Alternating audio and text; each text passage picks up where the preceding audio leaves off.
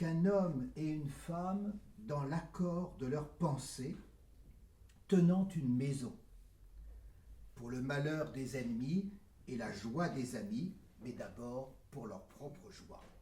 Eh bien, c'est là, ces vers évidemment empreints toute la clarté de la poésie grecque, c'est là ce qui va faire le cœur de la plainte, que de la douleur qu'exhale cet écrivain laboureur. Alors, ne vous trompez pas, il ne s'agit pas d'un laboureur avec sa charrue, c'est une métaphore. La plume est sa charrue. La plume permet le labour. Donc c'est un écrivain laboureur, qui invective le maître et le seigneur qu'est la mort.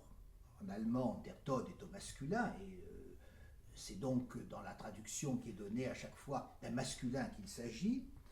Cette mort qui vient de lui arracher son épouse. Nous sommes donc, là, nous faisons un saut, nous sommes fin 14e, nous sommes en Bohême, avec cet écrivain tchèque en langue allemande, Johannes von Teppel, qui est né vers 1350 et qui meurt aux environs vers 1415, encore appelé Johannes von Satz, qui est une ville prospère, et qui se trouvait vivre sous les règnes de Charles IV et de Wenceslas IV. Charles IV qui a été l'empereur du Saint-Empire et qui a fondé en 1348 la fameuse université de Karlovy Vary, l'université Charles IV de Prague. Prague est un grand centre intellectuel, culturel à cette époque, et va devenir même la capitale du Saint-Empire romain durant le règne de ce roi qui a été également le correspondant de Pétrarque. Je vous rappelle, 1348, c'est en même temps la grande peste qui est en train de se déclarer en Italie. Et Prague sera relativement épargnée. Et Johannes va écrire une œuvre en prose rythmique, qui est à la fois dans la tradition médiévale des poèmes de la mort. Je sortais ici ce petit 10-18 de la bibliothèque médiévale, autrefois dirigée par Paul Zumthor, qui s'appelait Les poèmes de la mort de Turold à Villon. Et en même temps, une œuvre qui est empreinte d'un humanisme naissant. L'œuvre, c'est donc Der Ackermann aus Böhmen, le laboureur, Ackermann, le laboureur de Bohême, qu'on appelle aussi le laboureur et la mort. C'est un dialogue donc entre un laboureur. Le labour était un symbole important aussi dans la tradition pragoise, c'était un symbole important des rois de Bohême. Donc un dialogue entre le laboureur et la mort. Et il met en accusation cette mort. Notre écrivain est un homme cultivé, il a étudié dans les universités de Bologne et de Padoue, il est devenu maîtresse art justement dans l'université de Karlovy Vary de Prague. Il deviendra l'administrateur de la ville de Satz, une ville prospère, vous disais-je, et en même temps il devient le recteur des écoles de la ville. Et le personnage ici, dans ce dialogue, est saisi, on nous le dit d'entrée de jeu, c'est ce que dit la mort quand il l'invective, est saisi d'une sorte de rage, de violence sourde, qui est très très bien rendue d'ailleurs dans la pièce, qui a été donc mise en scène par Bodmar, qui est très bien rendue par Michel Wojta dans cette mise en scène. Et le personnage éclate en imprécations contre la mort. Alors ces malédictions, ces accusations portées contre la mort vont occuper la première moitié du dialogue. Il y a deux parties en gros dans ce dialogue. Quelle en est la raison? Eh bien, il le crie à plusieurs reprises et vous allez comprendre pourquoi je commençais en évoquant Homère.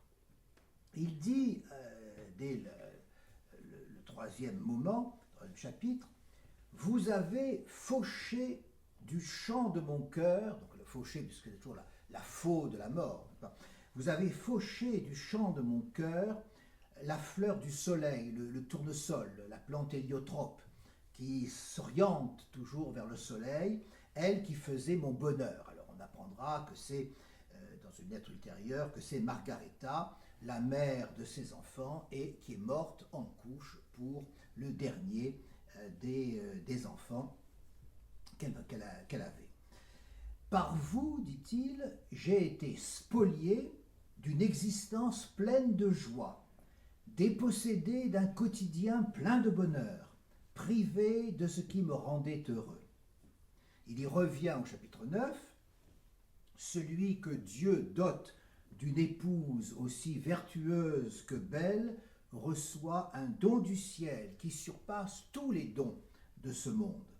Et il continue encore au chapitre 11, elle était le remède, la médecine à tous mes maux, l'honneur de ma maison. Et à la fin de l'œuvre, au chapitre 29, dans ce qui est un merveilleux éloge des femmes, qui va conclure la deuxième partie du dialogue, il va donner toute son ampleur à ce thème, en retrouvant, si je puis dire, dans ce qui est ce grand chant de la mort, l'essence de ce qui a été le grand chant courtois que sublime Dante avec Béatrice, celle qu'il appelle vers le haut, vers la lumière éternelle.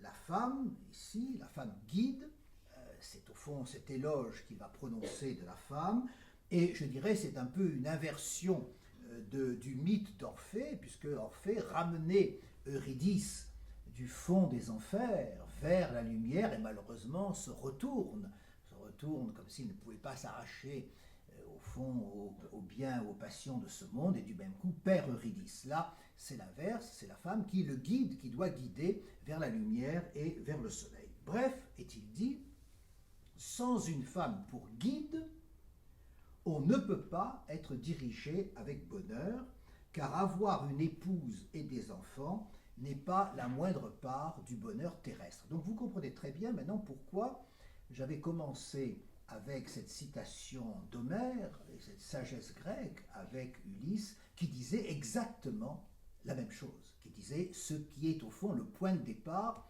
du cri de détresse et de colère du laboureur.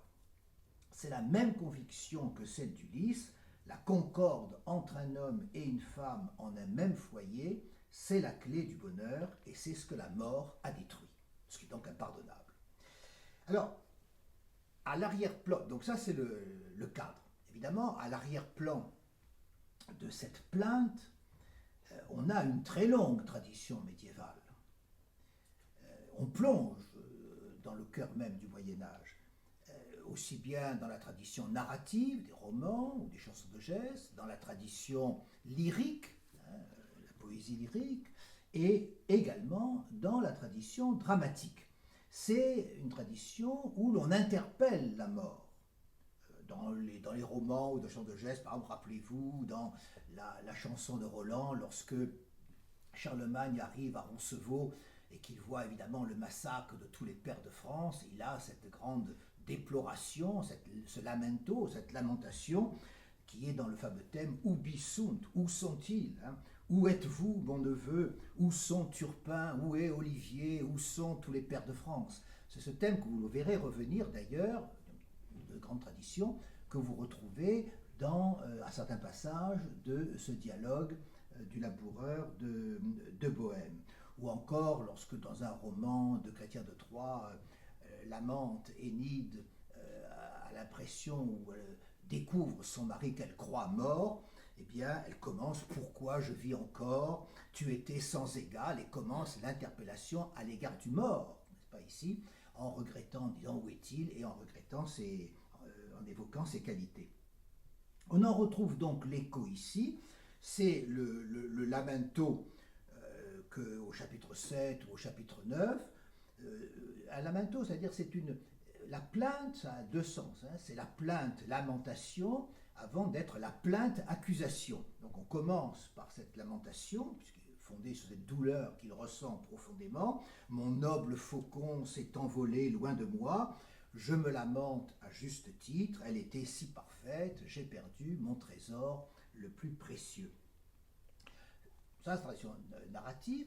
Dans la tradition lyrique, alors il y a une œuvre fondamentale, c'est celle du moine cistercien Hélinan de Froimont, à la toute fin du XIIe siècle, les fameux vers de la mort.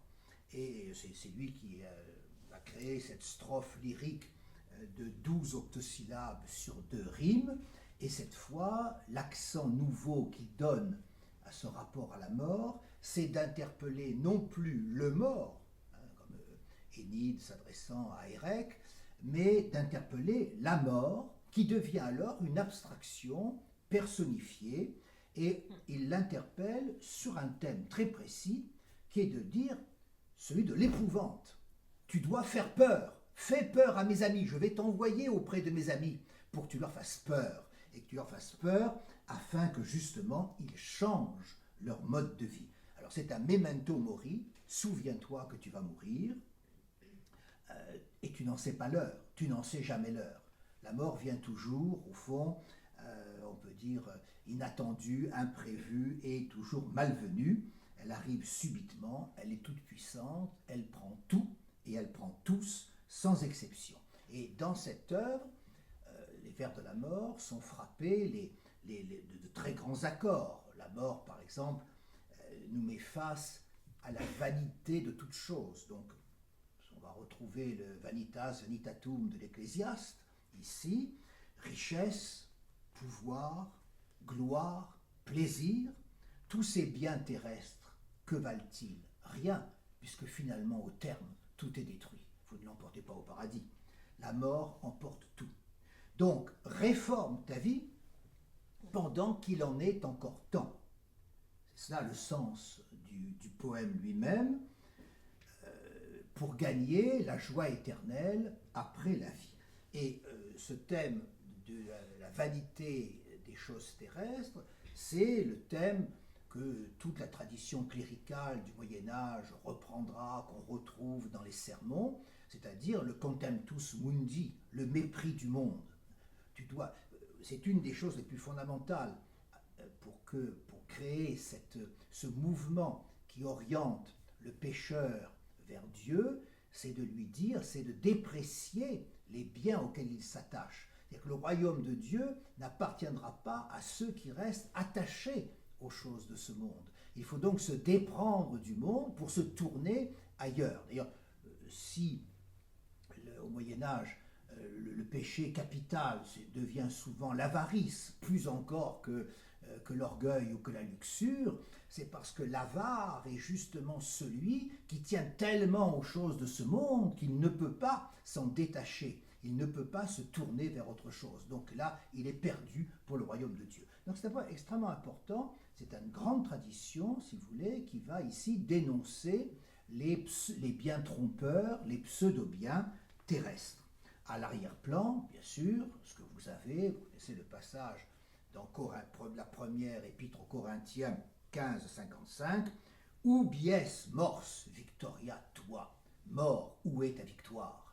Parce que la certitude de la résurrection pour saint Paul, c'est donc ce qui, du même coup, prive la mort de sa toute-puissance et de sa victoire. Bien sûr qu'elle est toute puissante ici-bas, mais elle n'a pas prise sur l'âme dès lors que l'âme est elle-même dégagée de l'ensemble des attachements terrestres, dès lors qu'elle est libérée du péché, et les corps, bien sûr, ressusciteront en gloire. D'où l'importance de cette prise de conscience à l'égard des valeurs mondaines. Ce sont des biens trompeurs, ce sont des biens instables, des biens que l'on ne peut que perdre et qui, plus grave, nous perdent. Donc il en résulte, je dirais ici, un effort, un apprentissage proprement philosophique, où vivre c'est apprendre à mourir, comme dira Montaigne, et qui va occuper les artes moriendi, les arts de mourir, c'est-à-dire de se préparer à la mort. Vivre, c'est se détacher de tout ce qui nous lie, de tout ce qui nous rattache au monde, et c'est en ce sens que la mort nous ouvre les yeux. C'est en ce sens que Hélinon de Froimont envoie la mort auprès de ses amis, ses plus chers amis, pour les épouvanter, pour qu'ils comprennent qu'il est encore temps peut-être pour eux de changer et de sauver leur âme. Tout est voué à disparaître, tout est voué à retomber dans le néant. Ce n'est donc pas vers cela qu'il faut se tourner. Ça, c'était aussi la leçon, alors que bien avant encore la période médiévale, à la toute fin de l'Empire romain, l'immense Boès. Alors Boès, il faudrait que vraiment consacrer, on peut dire, un chapitre entier sur cette figure exceptionnelle qui était un grand sénateur romain à l'époque, à la cour de Ravenne. À l'époque, Rome était déjà laissé la place au roi ostrogo Théodoric, et qu'on appelle aussi Dietrich de Berne d'ailleurs dans les traditions légendaires. Et ce roi Théodoric va condamner à mort Boès, qui a été le sénateur romain qui, à l'image de Cicéron, va traduire l'ensemble de l'œuvre philosophique d'Aristote et le faire passer en latin. C'est-à-dire qu'il va doter la latinité de toute l'armature conceptuelle de la Grèce. Et le Moyen-Âge va dépendre entièrement de l'œuvre de Boès. Donc, je vous dis ça parce qu'on me dira après tout que ça peut nous faire maintenant. Enfin, 5e, 6e siècle, apprenez, Boès est un nom que vous devez retenir. C'est une figure exceptionnelle et qui va mourir, condamné par ce roi, devenu ombrageux vers la fin. Au début, il est assez malin pour s'attirer, on peut dire, les faveurs ou pour utiliser l'aristocratie romaine sénatoriale. Et puis, après, soupçonnant des intrigues, il va condamner à mort certains d'entre eux. Et Boès, dans sa prison, va composer ce qui est la grande œuvre morale qui va bercer des siècles, la Consolation de philosophie. Notre Boès est cité. Hein, je ne sais pas si d'ailleurs dans la pièce vous avez gardé son nom. Non, vous l'avez sauté. C'est pour ça que j'insiste lourdement, mais vous n'en voudrez pas, bien sûr. C'est à cause de Boès. Donc, il est... Dame Philosophie lui apparaît et elle se fait le médecin de son âme. Parce qu'au fond, il est là, il a perdu tous ses biens. Elle lui dit, mais attends, toi peut-être, mais n'oublie pas, ta femme, elle n'a pas été encore arrêtée, elle n'est pas arrêtée. Ta famille, ta belle famille, très puissante, les Simaques ne sont pas non plus mises en cause. Donc tu n'as pas tout perdu. C'est ce à quoi fait allusion d'ailleurs le texte de Johannes à ce moment-là. Et la consolation de philosophie consiste à dire, alors que cet homme, ce grand savant, ce noble, cette personne évidemment qui est une stature exceptionnelle, se trouve là morfondre en prison, où il sera torturé avant d'ailleurs d'être exécuté, elle lui dit, écoute, lève les yeux vers le ciel, regarde l'ordonnance parfaite du monde, sors de cet espace sublunaire où tout est apparemment confusion et chaos, un monde qui est voué aux caprices de la fortune, ce qui veut dire que tout ce que tu possèdes, tout ce que l'on a, si tu l'as, tant mieux, mais de toute façon, tu es appelé à le perdre, hein, puisque la roue de fortune signifie cela. Ça signifie qu'on est en haut, mais la roue continue de tourner, et quand vous êtes en haut, vous allez vous retrouver en bas, et ainsi de suite. Donc c'est un cycle, on peut dire, qui est le cycle du malheur. Et ce que la fortune, ce que l'image de la roue de fortune signifie, c'est que tout est transitoire, tout est passager, tout est réversible. Or, le vrai bien, c'est un bien qui serait stable, c'est un bien qui ne serait pas sujet ici à l'inconsistance, au changement ou à la perte. Tu dois, en tant qu'homme, t'attacher à ce qui représenterait un bien parfait, un bien qui serait d'une parfaite stabilité. Donc la fortune dit l'instabilité universelle de toute chose, de toute position, et ce que dit la mort, elle, c'est qu'à la fin, de toute façon, même si vous avez échappé au malheur de fortune, à la fin, tout sera perdu, tout versera dans le néant. Et là, Hélinon de Froimont va ajouter quelque chose qui est en contradiction avec ce que Johannes von Teppel va faire. Il va dire, donc la mort est profondément juste. Elle est juste, pourquoi? Parce que c'est la justice qui n'épargne pas, qui n'épargne personne, et notamment qui n'épargne pas les riches ni les puissants. Donc, la mort rétablit l'équilibre, donc la mort est égalitaire. Et en ce sens, elle est la justice même. Ça, c'est ce contexte de Hélinon de Froimont, où, dans le poème d'Hélinon, deux questions se posent. Il y a une première question, dans la droite ligne de Saint Paul d'ailleurs, vous avez dit que dans cette interpellation mort ou est ta victoire chez saint Paul, il y a quand même une remarque que fait saint Paul qui est la suivante, parce qu'elle est fondée sur la certitude de la résurrection. Mais si les morts ne ressuscitent pas, demande saint Paul, alors la réponse est dans ce cas, mangeons et buvons, car demain nous mourrons.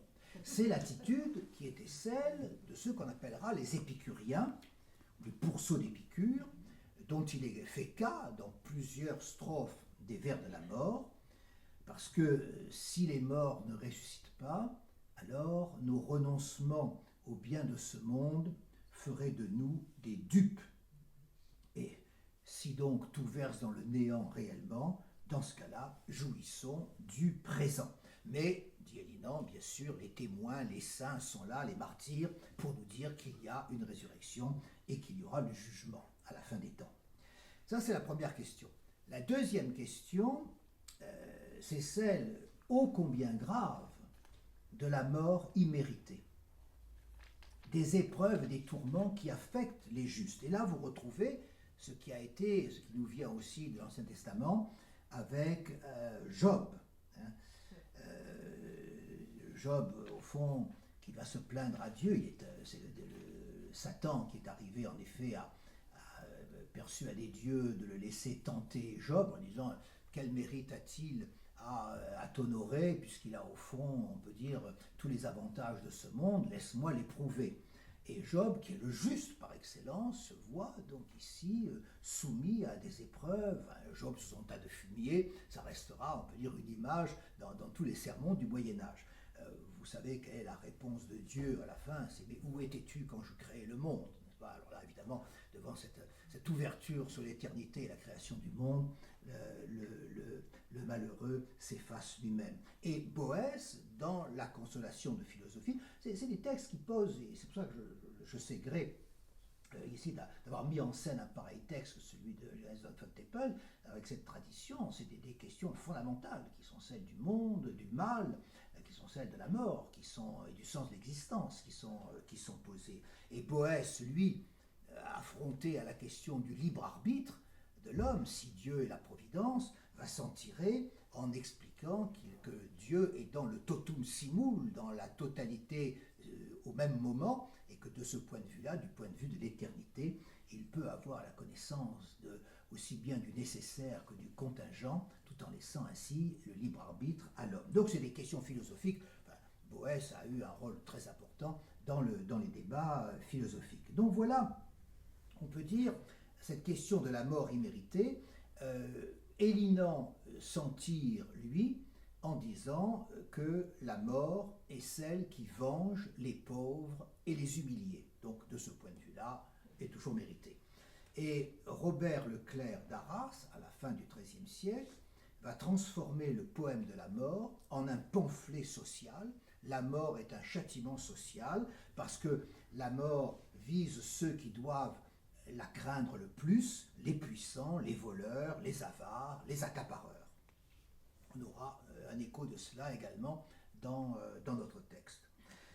Pour en finir avec cette tradition antérieure, il y a une inflexion nouvelle qui va apparaître vers la fin du XIIIe et au début du XIVe, dans le fameux dialogue entre les trois morts et les trois vivants de Baudouin de Condé, qui lui va donner, c'est la nouveauté, va donner la parole à la mort. Donc avant Johannes von Teppel, avant si vous voulez, on interpellait le mort, puis on a interpellé la mort. Et maintenant, on va donner la parole à la mort, c'est quelque chose qui apparaît donc à la fin du XIIIe, et c'est un tournant qui du même coup ouvre la voie à une théâtralisation, parce que vous ne pouvez pas mettre en scène les vers de la mort de Guidon de Froidmont, mais vous arrivez, et c'est admirablement réussi, à mettre en scène précisément le dialogue, parce que c'est un dialogue, et donc il y a deux personnages, comme un jeu entre deux personnages, du laboureur et de la mort.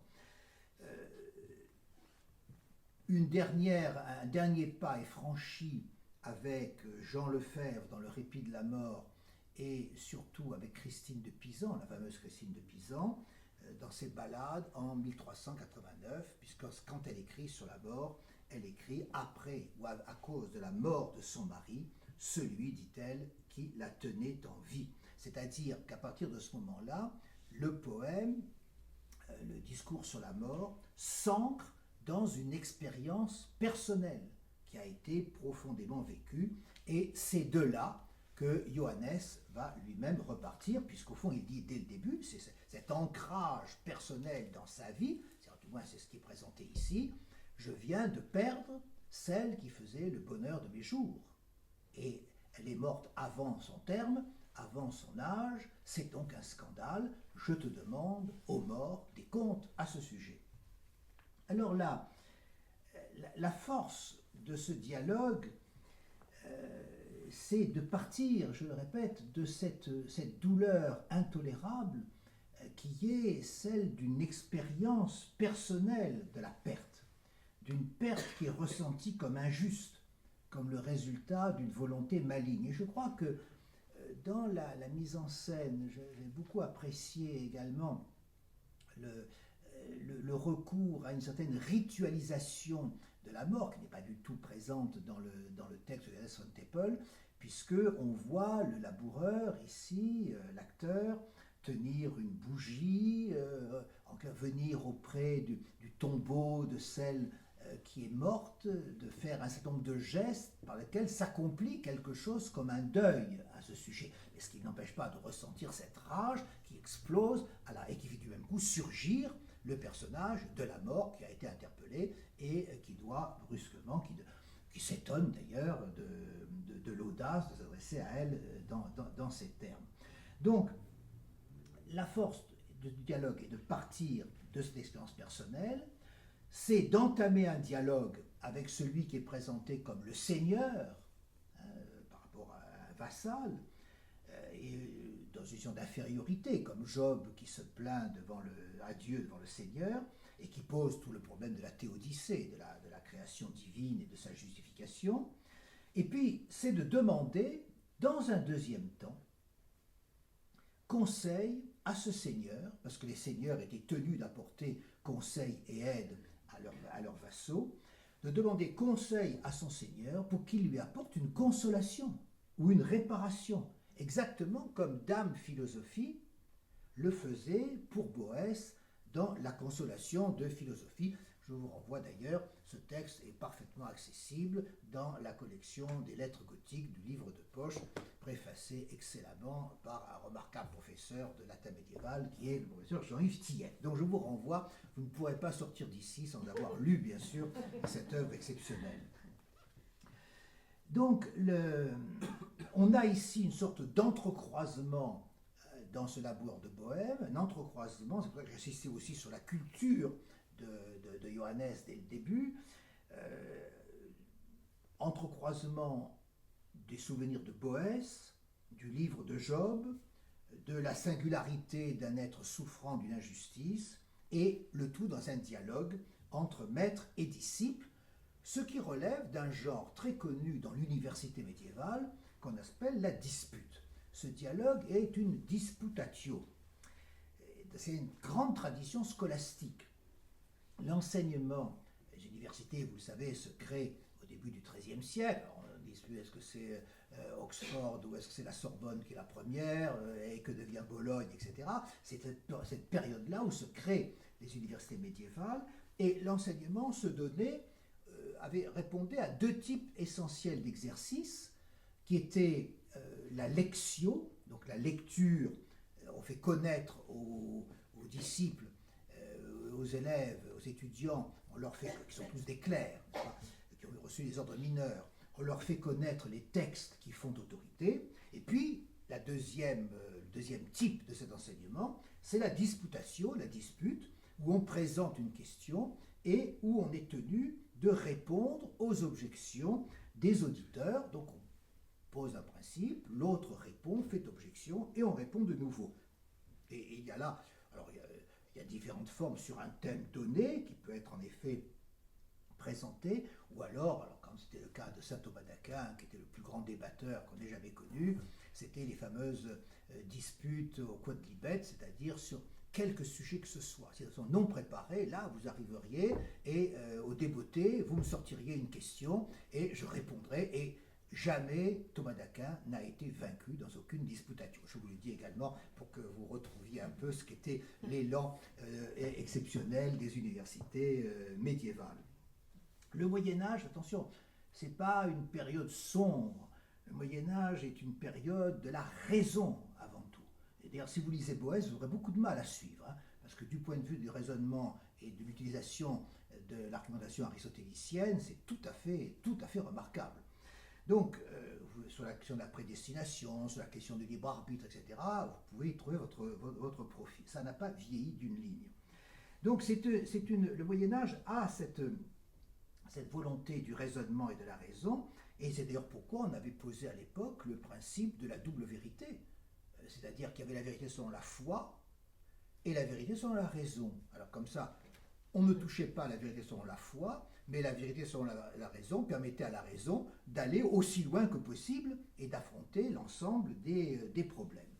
Alors venons-en donc à cette dispute qui, je vous l'ai dit, s'organise en deux temps. Donc vous avez le procès d'abord, et puis la dispute proprement dite après entre maître et disciple. Je vous ai dit tout à l'heure qu'il y avait, on ressentait dès le départ, la rage et la fureur de l'accusation portée par le laboureur, c'est cette plainte au double sens, n'est-ce pas, de lamentation et de plainte juridique. La mort a commis un crime qui appelle vengeance et réparation, que Dieu lui-même juge la mort. À quoi la mort s'oppose avec une condescendance de grand seigneur, avec une ironie et même avec une sacrée dose d'humour noir. Elle joue l'offusqué d'abord. Qu'est-ce que c'est que ces criailleries? Qui ose ici? Vous osez élever la voix? Après désinvolte, je ne vois pas. Il y a quelqu'un qui est mort dans les parages? Je ne vois pas qui. Ah oui, cette jeune femme-là. Oh, elle a été parée de toutes les vertus, n'est-ce pas? Oui. Dans la ville de Satz, hein, c'est ça, cette ville qui est effectivement une ville prospère et très agréable. Et puis de l'humour noir. Mais enfin, tu devrais me remercier au lieu de m'attaquer, de l'avoir saisie alors qu'elle était en état de grâce. Par conséquent, elle ira droit au ciel grâce à moi. On n'a pas attendu qu'elle retombe dans un quelconque péché. Ou l'ironie. Oh, comme l'homme est rempli de sagesse, en effet. Mais c'était un âne savant. Et elle le traitera même, vieille image remontant à l'Antiquité, de l'âne à la lyre, pas pour montrer l'incompétence, celui qui, un âne jouait de la lyre, jouait de la musique, c'est dire ici la cacophonie qui en résulterait. Il y a aussi beaucoup de subtilité. Que suis-je? Tu me demandes ce que je suis? Ben, rien, mais aussi quelque chose. Alors, un débat philosophique, c'est rien ou quelque chose. Disons, un événement, c'est du Deleuze, c'est extraordinaire de voir ça dans ce passage-là. Donc c'est une diversité de tons, d'humeur, qui est admirablement mise en valeur par Hélène Firla, l'actrice ici, qui est à la fois étincelante et inquiétante, en cuir noir et en perruque blanche. Il a été le choix évidemment de prendre une femme ici pour représenter la mort, alors que dans le texte nous dit d'Hertot, qui est le seigneur mort.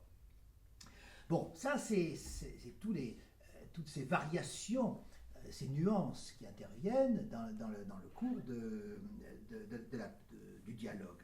Mais avec quels arguments la mort va-t-elle faire la leçon au laboureur? D'abord, dit-elle, je suis juste.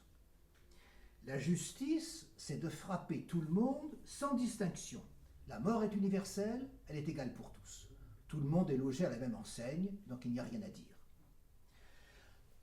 Elle ajoute, alors ça c'est un argument que je n'avais trouvé nulle part auparavant dans les textes médiévaux, elle est utile au monde. Et vous savez pourquoi la mort est utile au monde?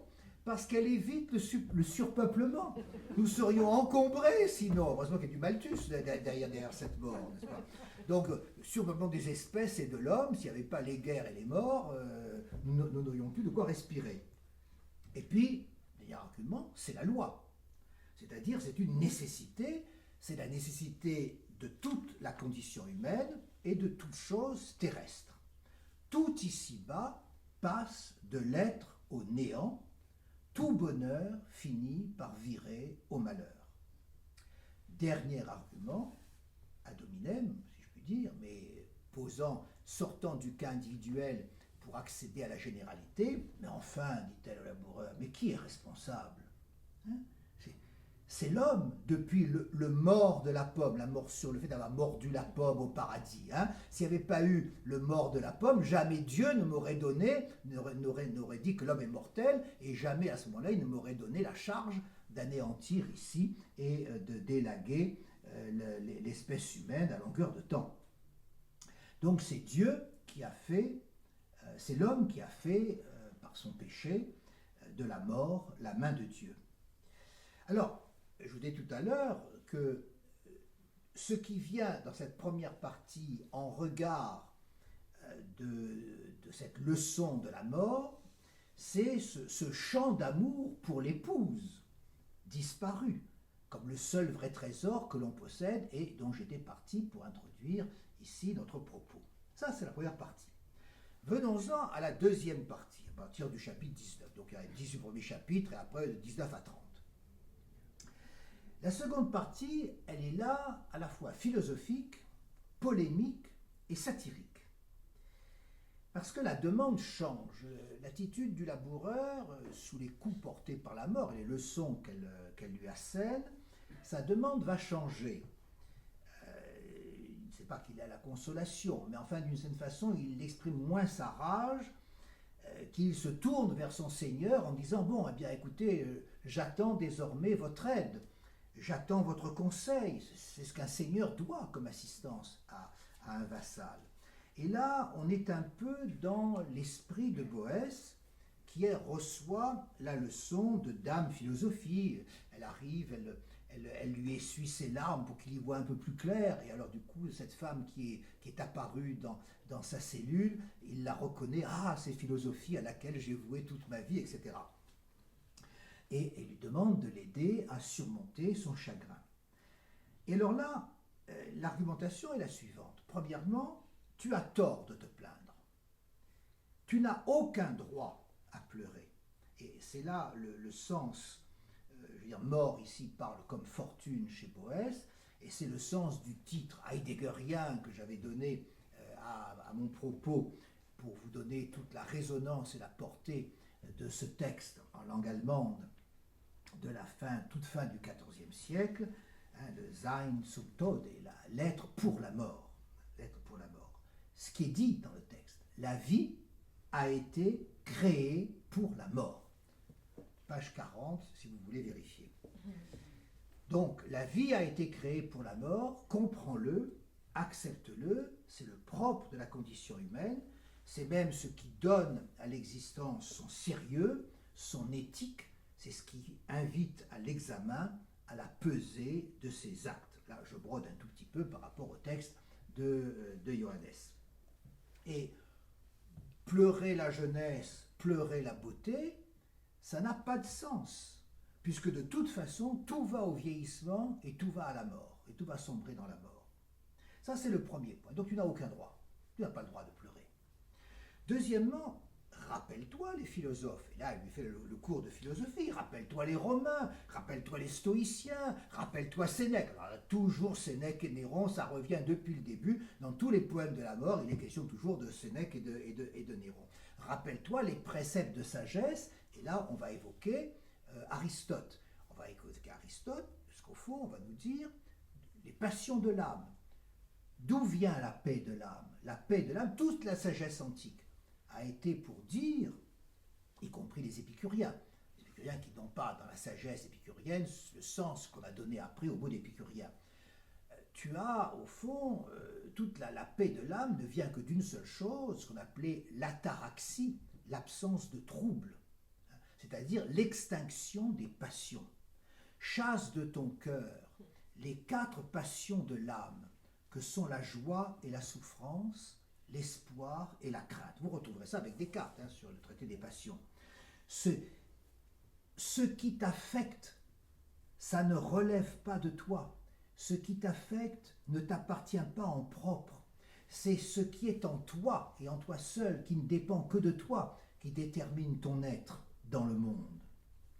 N'espère ni ne crains, ne te réjouis ni ne t'attriste, accepte ce qui vient comme étant dans l'ordre des choses. Eh bien, Boès le disait, Gaudia pelle timorem, spemque fugato, nec dolorat sit, chasse les joies, chasse la crainte, que fait fuir l'espoir, et que la douleur ne soit pas présente dans ton esprit. Bon, 1,7 chez Boès avec le latin, si vous voulez avoir la vérifier.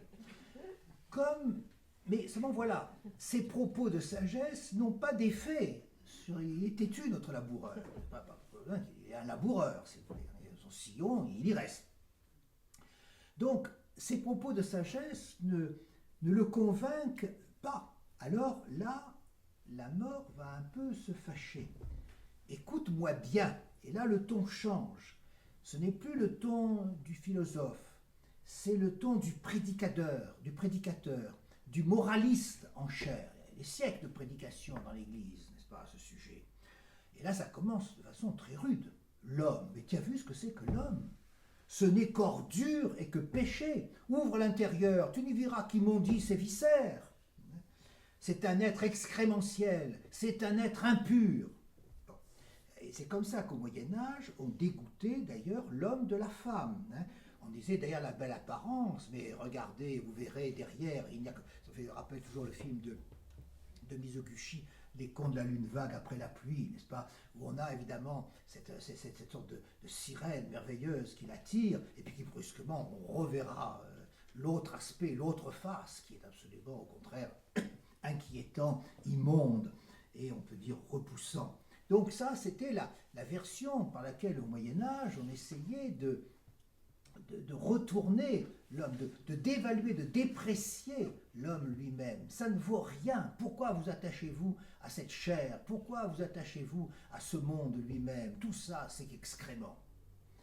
Et puis, tu y tiens à ton mariage. Tu me rebats les oreilles avec ta vie conjugale idéalisée. Alors écoute-moi un peu. Et là, vous avez alors le sommet de la misogynie médiévale de 3 siècles qui vont ressurgir et les pères d'église derrière, n'est-ce pas? C'est tout ce discours, la femme est un être trompeur et funeste, la femme veut toujours prendre la place de l'homme, c'est l'enfer conjugal, c'est la guerre permanente des sexes. Donc, vous voyez ici qu'on est passé du discours philosophique de la sagesse, du discours romain, au discours clérical, théologique, de la damnation et du salut. Et la mort fait feu de tout bois, n'est-ce pas ici? Visant la concupiscence de la chair, cherchant à dévaloriser la chair elle-même, à nous faire rejeter les vanités que sont, je le répète, ce fameux quatuor, les biens, les honneurs, le pouvoir, les voluptés, richesse, puissance, gloire et luxure. C'est le discours des clercs médiévaux. C'est le discours du mépris du monde, du contemptus mundi, comme je le disais tout à l'heure. Et ça va se terminer au chapitre 30, même par une sorte de passage en revue où défilent des personnages de fiction et des personnages historiques, eux-mêmes tantôt profanes, tantôt bibliques, philosophes ou bien rois. Alors Pyrrham et Thisbé, Alexandre le Grand, Paris et Hélène, Charlemagne, le margrave Guillaume, Théodoric de Berne, celui justement qui a mis à mort Boès, Siegfried à la peau de corne, quand on a Nibelungen, Aristote et Avicenne, David et Salomon. C'est une sorte d'énumération qui a un sens, qui nous rappelle quelque chose. Ça s'apparente à ce qui est, je n'en ai pas parlé jusqu'à présent, mais c'est le seul indice ici dans ce texte de ce qui a existé à la fin du Moyen-Âge, à savoir les fameuses danses macabrées. Vous savez qu'on dit macabré, ce qui a donné par mauvaise lecture macabre, puisque à l'office des défunts, on lisait un passage du livre des Maccabées, qui sont les martyrs juifs de la résistance à l'hellénisation, et donc c'est à partir de ce nom Maccabée, macabré, que l'on a fait créer les danses des morts, les danses macabrées, les danses macabres.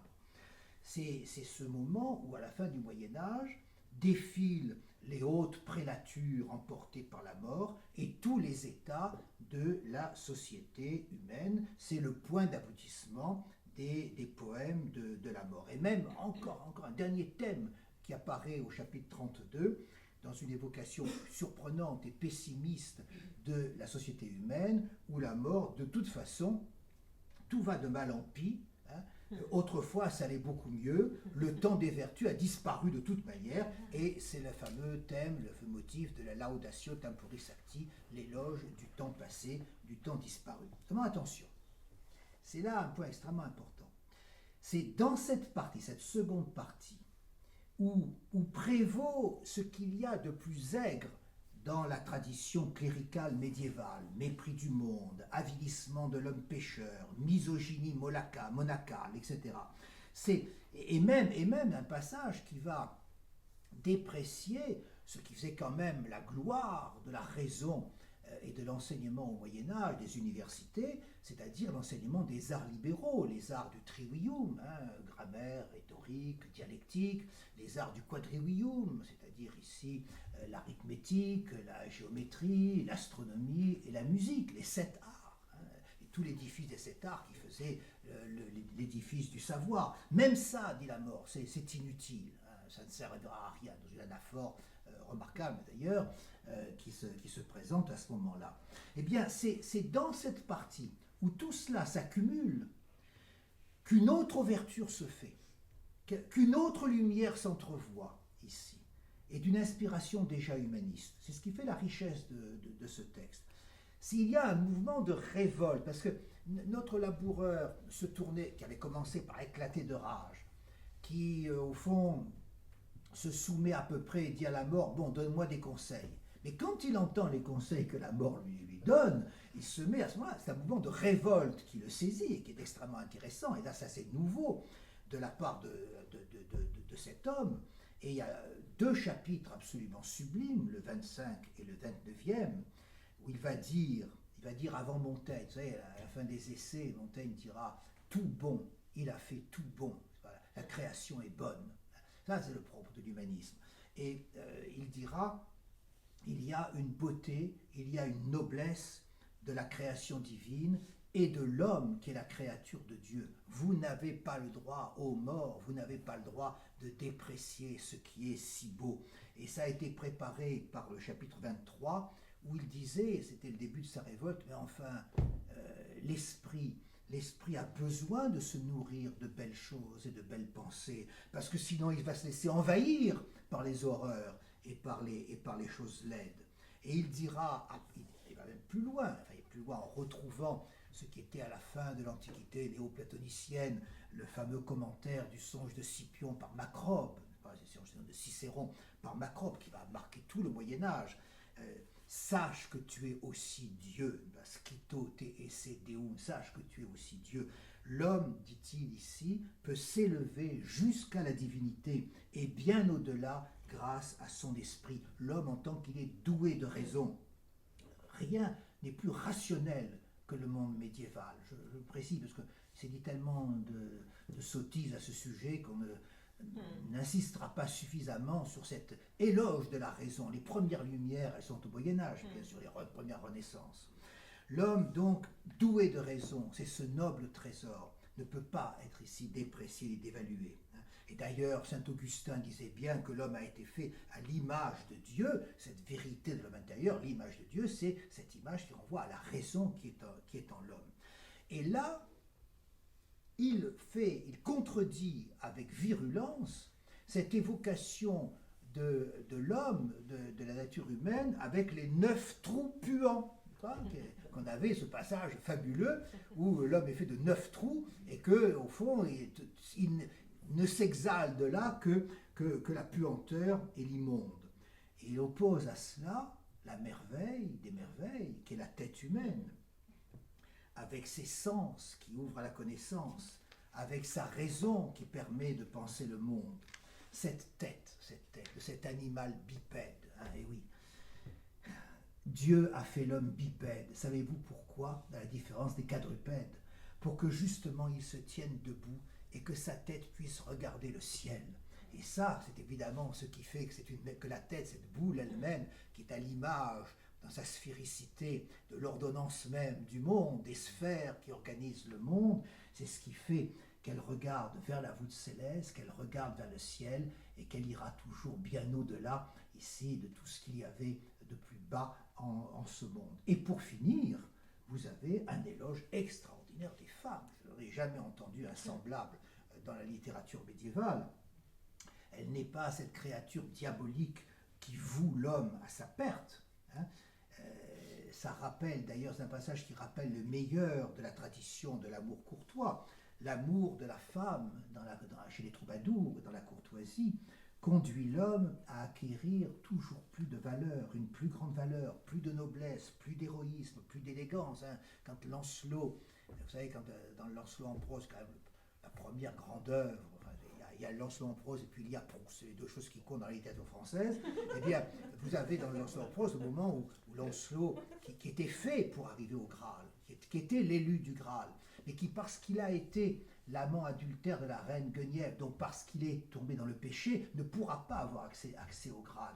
Et la reine Guenièvre dit à la fin, elle le regrette, elle dit, c'est à cause de moi que tu es privé de la quête du Graal. Et Lancelot lui répond, non, parce que si vous n'aviez pas été là, je n'aurais même pas conçu la possibilité de m'engager dans une quête du Graal. Alors ça, c'est magnifique, c'est Lancelot, vous aurez ensuite, bien sûr, Béatrice après pour Dante, celle qui va guider Dante jusqu'à ces derniers vers de la Commedia, l'amour, vers cet amour qui meut le monde et les étoiles, comme vous trouverez après avec Faust, l'éternel féminin qui tire vers le haut. Voilà donc ce que ce texte, avec ce retournement, présente quelque chose, je dirais, d'indécidable. On ne sait pas si on est dans le discours médiéval de la mort et de la terreur que doit inspirer Dieu à travers la mort, ou si l'on est déjà dans la confiance humaniste en l'homme et en la beauté de la création. Et l'auteur, d'ailleurs, dans une lettre de 1404 à son ami, qui est un bourgeois de Prague, Peter Roters, auquel il donne son petit livre, et il dit, c'est un petit livre avec plein de beauté de rhétorique. Hein. Dans un même passage, on y trouve des plaisanteries qui jouent avec un sérieux contenu. C'est donc une esthétique, c'est connu, l'esthétique qu'on appelait du spoudogelaion. C'est en grec, c'est deux mots grecs, qui veut dire à la fois le rire et le sérieux risible. Ça remonte très loin, ça remonte à la satire Ménippée, ça remonte à Marcianus Capella et aux noces de Mercure et Philologie au 5e siècle. J'en sors pas de mon 5e et 6e siècle, vous me pardonnerez, n'est-ce pas ? Et qui mêle au fond la farce et la doctrine, le jeu comique et la réflexion philosophique et morale. Le dernier mot appartient peut-être au tout début des vers de la mort d'Élinon de Froimont, quand il commence avec ses allitérations et ses jeux verbaux sur un sujet aussi grave que la mort.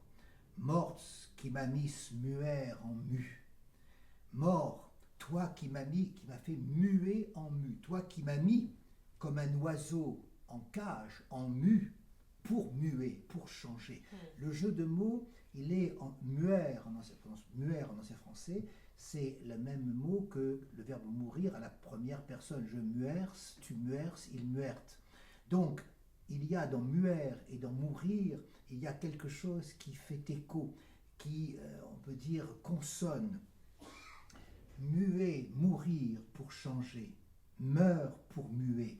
Toute grande œuvre médiévale est un appel pour que l'homme change, pour que l'homme se transforme, pour qu'il devienne ce qu'il est. Et c'est pour cela que la mort, réelle ou métaphorique dans l'amour, est le lieu et le moyen de cette nouvelle et de cette autre naissance.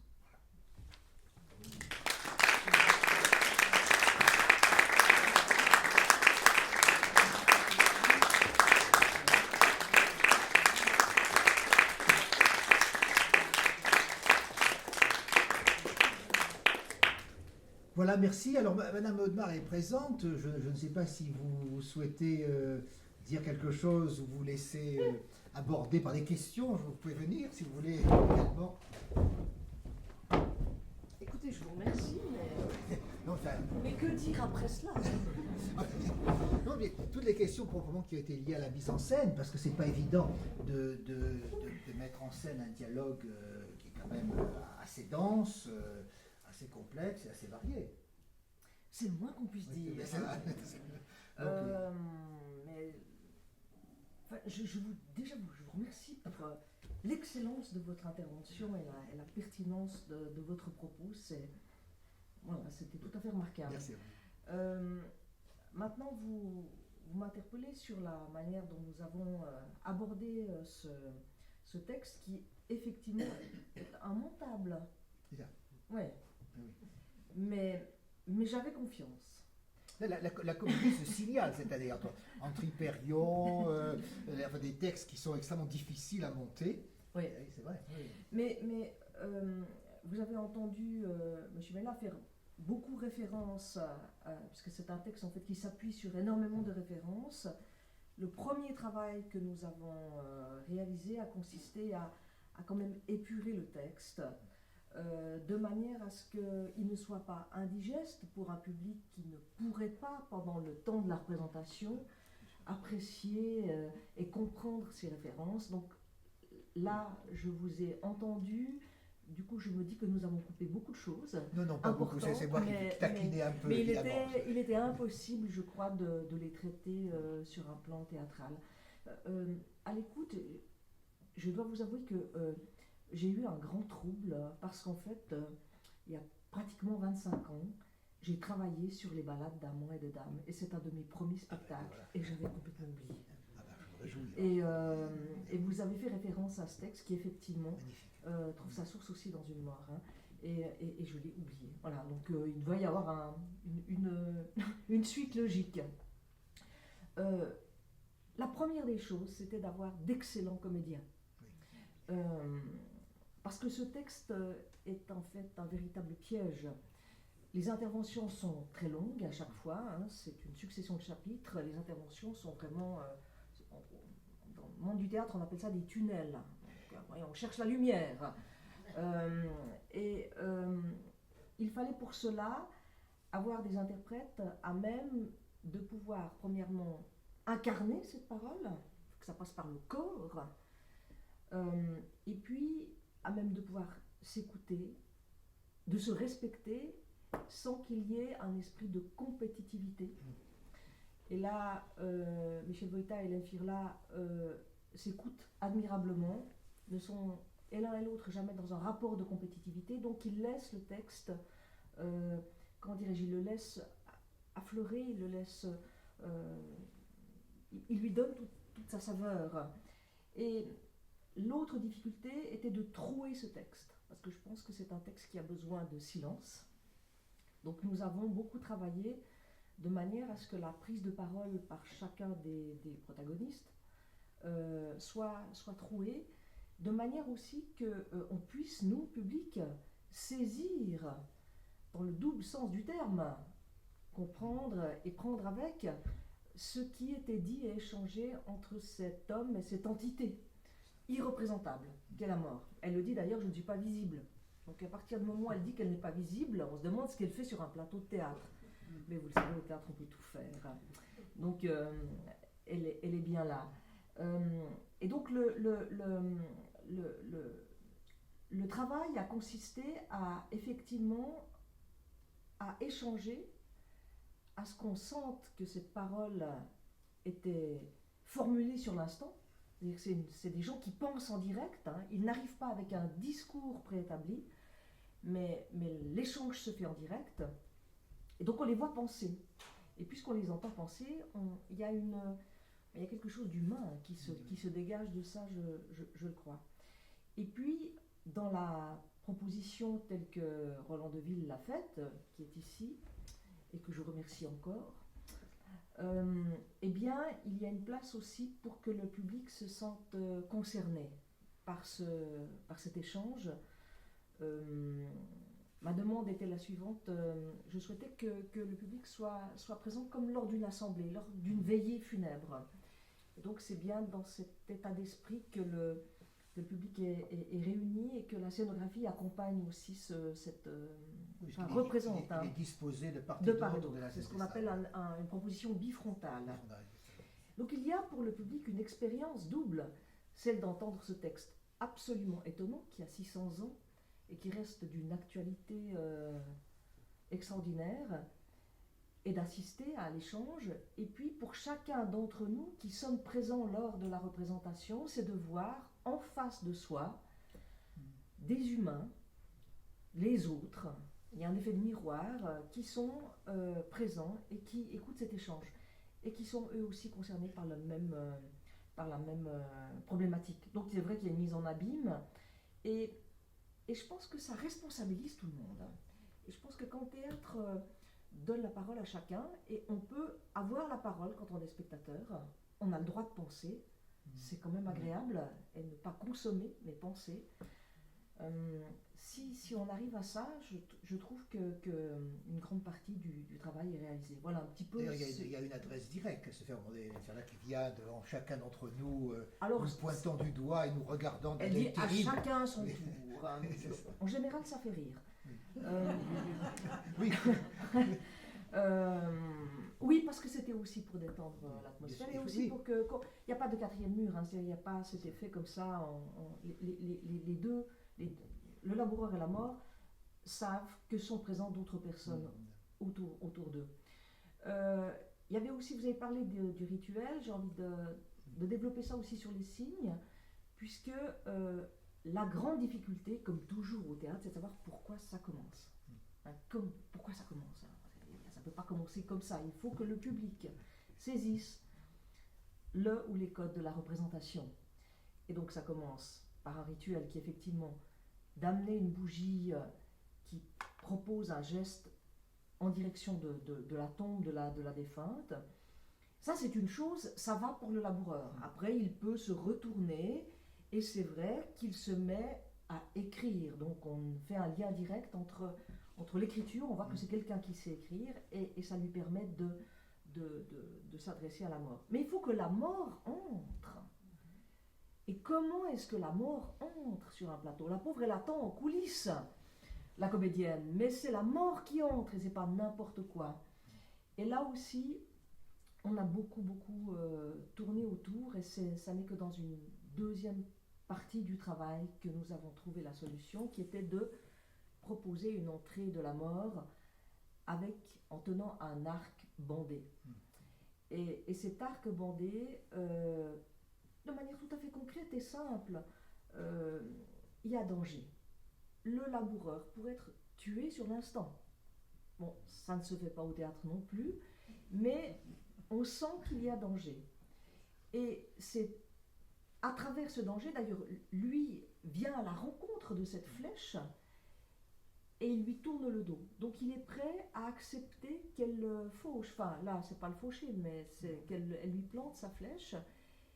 Mais c'est ce qui fait que la mort va rester et accepter la discussion. Donc là aussi, il faut, à partir d'un texte comme ça, qui est de la littérature, trouver des signes simples qui rendent la proposition théâtrale, lui trouve une évidence. Oui, il y en a d'autres. Il y a d'ailleurs un écho indirect, puisqu'au fond, l'arc et la flèche, c'est aussi l'arc de l'amour, comme on sait. Alors évidemment, là, déplacé du côté de la mort, oui. Bien sûr. Mais comme lui est marqué par l'amour, c'est un écho que l'on peut... Exactement. Mais on trouve sur certaines gravures une mort bien sûr avec une faux, mais avec une flèche, et avec un arc et une flèche, et dans la confrontation entre la mort et des morts, souvent la flèche a touché la trachée, en fait. C'est là qu'elle vise. Elle ne vise pas le cœur, parce que c'est pas Cupidon, mais elle vise ici. Elle coupe la parole, définitivement. Voilà, alors si vous avez des questions, vous avez déjà vu la pièce ou bien... Oui.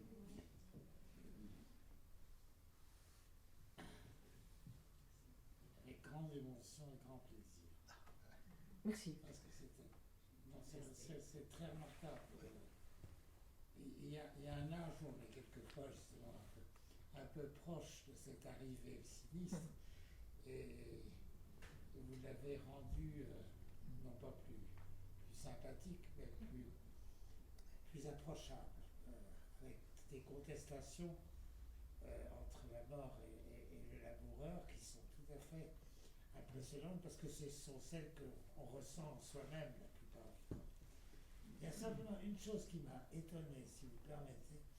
Vous dites que Boès a traduit le grand philosophe Oui, Aristote. Aristote, alors que je croyais que une grande partie d'Aristote avait été apportée en Europe par les Juifs et les Arabes qui sont Oui, ouverts. vous avez entièrement raison. C'est-à-dire qu'il y a deux moments dans la connaissance d'Aristote.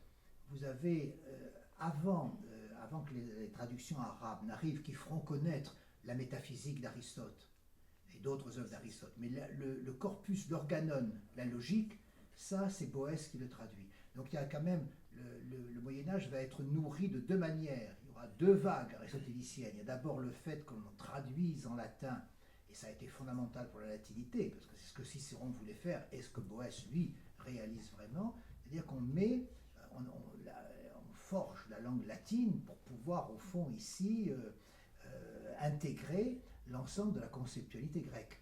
Et puis vous aurez alors après toutes les œuvres d'Aristote qui n'étaient pas connues, qui passeront par la voie des traductions arabes, à Tolède, de Gérard de Crémone notamment, les textes d'Aristote qui avaient été traduits dans le monde arabe vont être retraduits de l'arabe en latin par Gérard de Crémone au XIIe siècle. Et vont avoir une influence. Et alors voilà, ce sera le deuxième âge. Oui. Merci de cette réponse. J'avais oublié le passage. Et vous relevez comment dirais-je, l'actualité du propos. Nous, gens de théâtre, nous sommes constamment en contact avec cette mort. Alors évidemment qu'on la sublime en permanence, mais notre travail est quand même de rendre la parole aux fantômes. On est conscient de ça. On est conscient aussi que la scène est un espace sacré. Pour moi, c'est un espace sacré, c'est pas n'importe quel endroit. Et on sait aussi qu'à chaque représentation, lorsque la représentation naît, elle meurt à la fin de son parcours, et que seule la mémoire des spectateurs peut continuer à faire véhiculer ce qui a été partagé sensiblement pendant 1 heure, pendant 2 heures. Donc c'est aussi une réflexion sur le théâtre. Voilà, c'est ce que je voulais dire. Bien sûr que c'est la mort, mais celle qui nous attend tous, mais c'est aussi une réflexion que je souhaitais aborder par rapport à notre pratique de tous les jours, enfin, quand on travaille tous les jours. Le génie de ce théâtre, c'est justement de permettre. On a vraiment réussi la mise en scène, je suppose, d'une pièce, quand le public s'en imprègne, même sans le savoir, et il retrouve quelques-unes de ses propres réflexions. Je pense que ça, vous avez remarquablement fait à cette occasion. À chaque projet, sur chaque projet, on donne le meilleur de soi. Et c'est vrai que je dirais que ce qui m'étonne et me touche, c'est que celui-ci passe. Il a passé la rampe, véritablement. Et donc il semble qu'il vous a touché, qu'il en a touché d'autres. Et ça donne envie de continuer. Continuer. Surtout continuer. Mais ce qui était remarquable, c'est que ce texte, tellement dense, était très compréhensible. Ah. Ça c'est l'excellence des interprètes, et c'est leur très grande humilité aussi pour écouter ce que je leur ai ressassé pendant des semaines, de l'avoir accepté et de l'avoir sublimé. Et vous avez raison, on entend tout, et je les remercie parce que c'est un. Nous aussi. Hein. Voilà. Oui, vous intégrez également les silences, les mouvements, les Ouais, allées et venues. ouais. Donc ça n'a l'air de rien, mais évidemment, quand on lit, enfin, moi j'ai eu le plaisir, là je parle, mais après avoir vu votre spectacle, et c'est vrai qu'à ce moment-là, il y a on le voit, on le découvre avec une autre intensité, dans la mesure où tout ce dispositif scénique, toute cette façon dont la parole est ménagée, préparée, attendue, échangée, c'est ça qui donne vie, évidemment, aussi à la scène. Et c'est vrai qu'on entre toujours dans un espace sacré quand on arrive au théâtre, Ouais. bien sûr, bien sûr. C'est ce qui en fait la Mais richesse. enfin, je le redis, passer de la littérature au théâtre, c'est là qu'est l'enjeu. Il faut qu'on se dise à la sortie du spectacle qu'il était nécessaire de porter ce texte sur une scène. Si ça n'est pas le cas, alors il vaut mieux prendre connaissance du texte à travers un livre. Voilà. Oui, tout à fait. Ça porte le texte à incandescence. Surtout avec des bougies. Oui, alors d'où la fin d'ailleurs.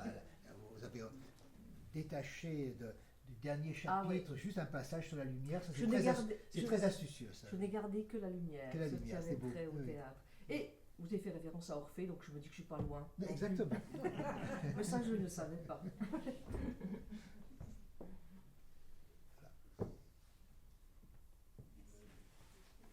Merci beaucoup. Merci.